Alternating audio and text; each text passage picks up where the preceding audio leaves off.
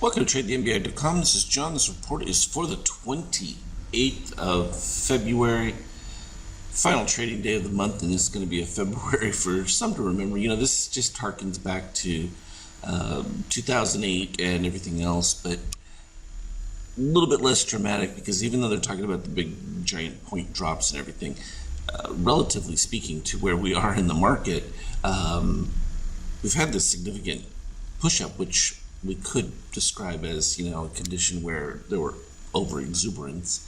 But things were still humming along with the U.S. economy, with the recognition of the coronavirus and everything and its potential economic impact that we've been talking about, well, since, back over here, when we first started getting our initial sell signal as we saw the shakeout declining even though prices were rising. We had this early one that didn't work out as well because we could see that we already had the reset, but we were starting to get lower shakeout on higher highs. We reset the same thing and got our little BK signal right there. After this DOC spread had begun, we got the spike a little bit later, which created that BK signal that was right up there. And this was the one that finally was the recognition of what we already knew was starting to develop because we broke down into negative shakeout even at the highs and didn't have the same reset of short-term buyers. And then the cascade effect just began.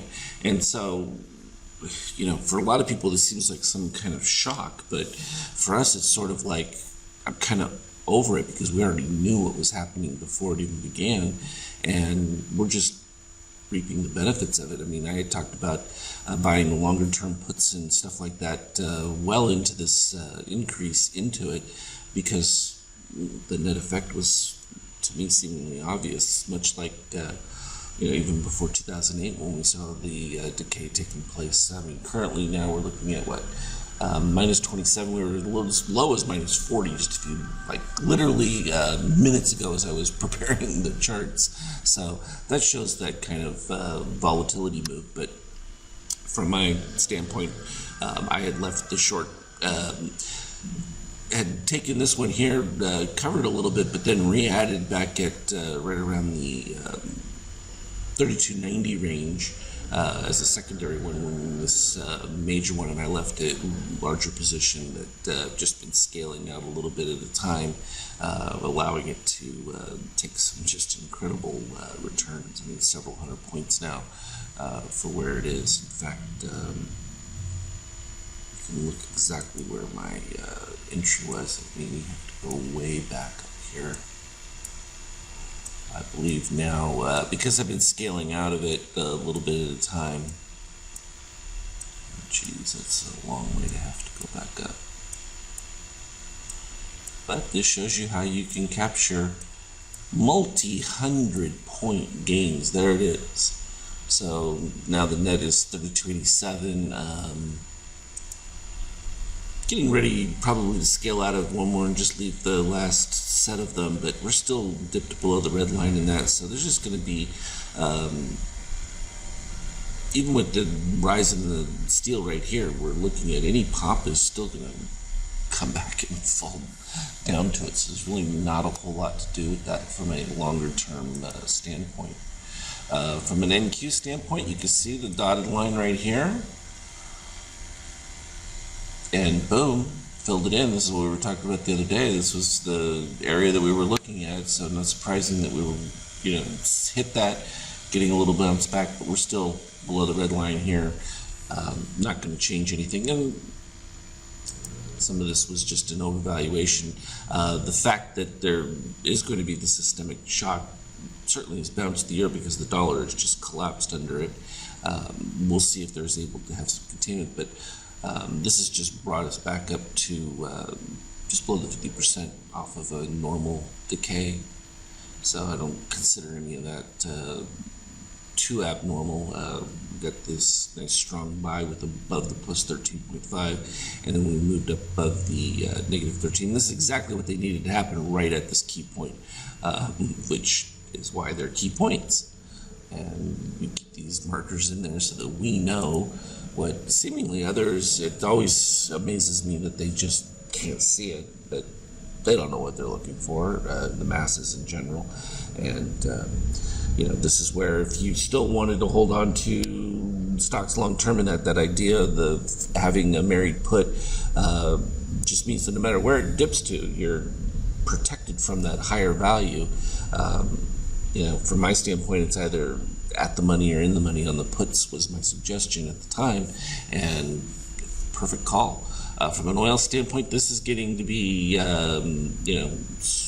really dangerous. But again, like, you can see the potential of literally, like in Italy, the economy pretty much comes to a halt. There's that short-term impetus of people were buying tons of supplies, and there's still big shortages. You can't go into a market and everything and find anything that you want because people have hoarded it, and there's no way to refill that supply chain because, again, these people just were not prepared in the proper way, and this is the net effect of that. But this oil decline, like I said, is going to have a systemic issue going into the U.S. Whether the U.S. will, continue to prop up oil by buying up more from a reserve standpoint, I don't know that they could even get enough. It's just not even a possibility. Gold is still going to maintain itself. The slight drawdown is simply because some people who had needed to rotate out and transition causes a little bit of selling, particularly if they were caught overexposed to the upside, which we knew a lot of hedge funds in that were, simply because they were borrowing just staggering sums.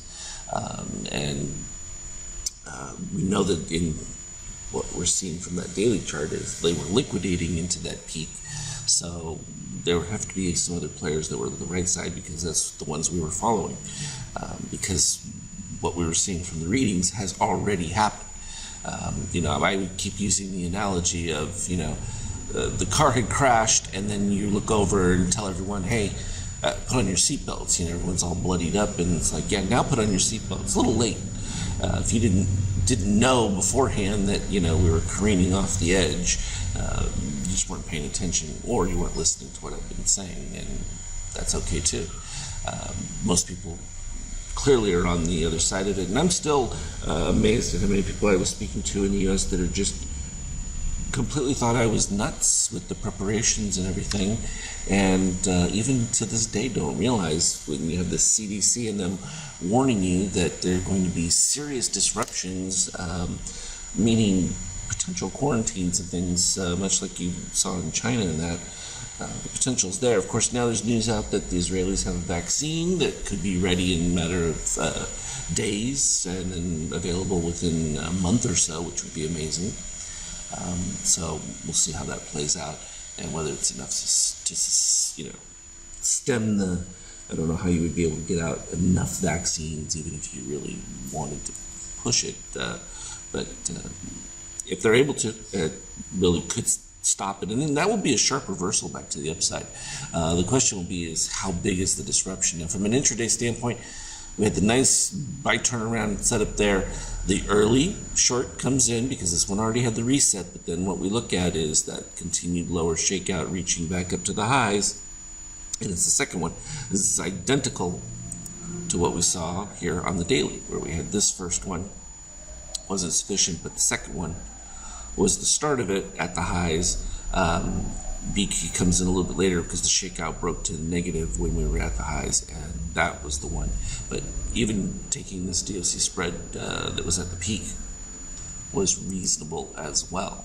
So from an intraday standpoint, I just stopped marking them because once it was a short there, you weren't going to see any reset of the steel. We had a little bit of one right here, but we were still just getting decaying red DOCs and shakeouts that were literally maintaining pretty close to zero or negative, and that just led to this continuation cascade. And here we go, start filling in all these. We were getting some flat lines along some of these support areas.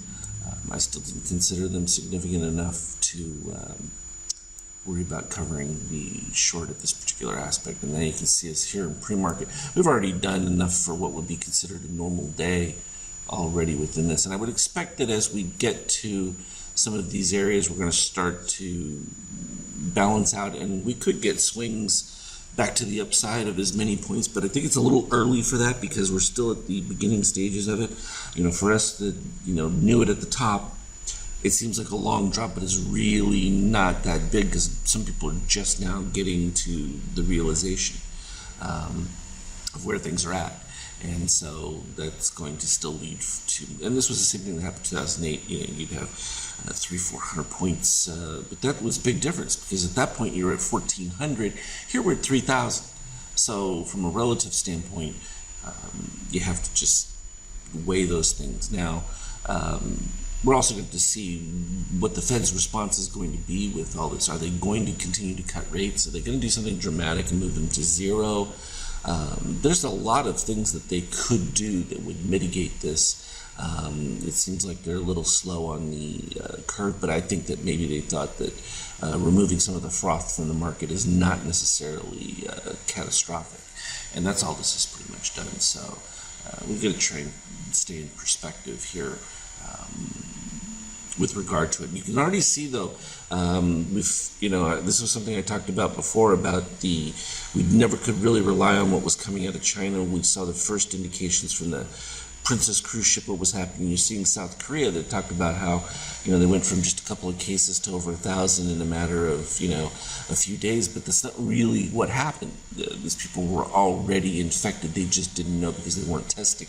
I think coming in the next day, the U.S. is actually going to have enough tests in a bunch of key areas that they can actually conduct a significant sample because they found, test case in California where it was just like a community spread where they don't have any idea. There was no linkage to anywhere going back from travel or anything like that. Meaning there's probably a lot more people who had the flu and stuff like that who just didn't think that they had any relationship to the coronavirus, and therefore you could have substantial numbers in the U.S. already and just not know it. So that's really the reality of the situation. And so you see this astronomical spread in numbers, but that's only just because they started testing. So they're only seeing what was already there, which is late to the game anyway as well. And again, you're testing after the fact. So the real question is, will this mortality rate stay up there? Because you're looking at, at least here in Italy, it's just about 3%. It was as much as 4% that's faded a little bit. But again, you won't know what that rate is until after things are pretty much done. But, we're experiencing a current rate. But then again, it's mostly elderly and that are suffering the most serious. And then you have some people that are being hospitalized in serious conditions, but still recovering from it. And you still have just a large number of people that are just getting regular flu symptoms. So the market's going to have to digest this interruption in economic activity. And it's certainly going to impact it because, even here in Italy already, Apple products, hard to come by. They just don't have a supply of anything. So that is going to impact revenue. No question about it. So we'll keep that one in mind. We'll keep staying with it. But this was probably the easiest, huge, short gain enough for 1 year in a matter of a couple of days. I mean, it's just that impressive. It's the same thing that happened in 2008. Those that were positioned on the right side of this, just like we were prepared, just do fantastic. So, as we say in Italy, auguri, congratulations, but I don't want to tout the excitement because this is a sad situation because there's a lot of suffering yet to happen and already in progress. So, but even with any market correction that takes place, there's always people who just don't have the right indicators. So thankfully we do, and we'll continue to go from there. I'll keep putting up anything relevant, but I think that within this, we're starting to see some stabilization, and whether that's strong Fed activity or, but it's still too early. I think we're still a couple of weeks away from any kind of basing setup, but we will certainly be monitoring because we're in this super oversold point where it could just get a dead cat bounce. Where some people, like myself, just cover just because we'll look at setting up a new one because you want to be able to trade some of this action in between, and that will create a whole different set of volatility, which will make March even just as exciting as February. So with that, long one, but I'll be sending out the indicators over the weekend, and be ready for that because you're going to want these babies for next month because you got to stay ahead of this curve. It's going to be exciting. Trade well, and we'll talk again later.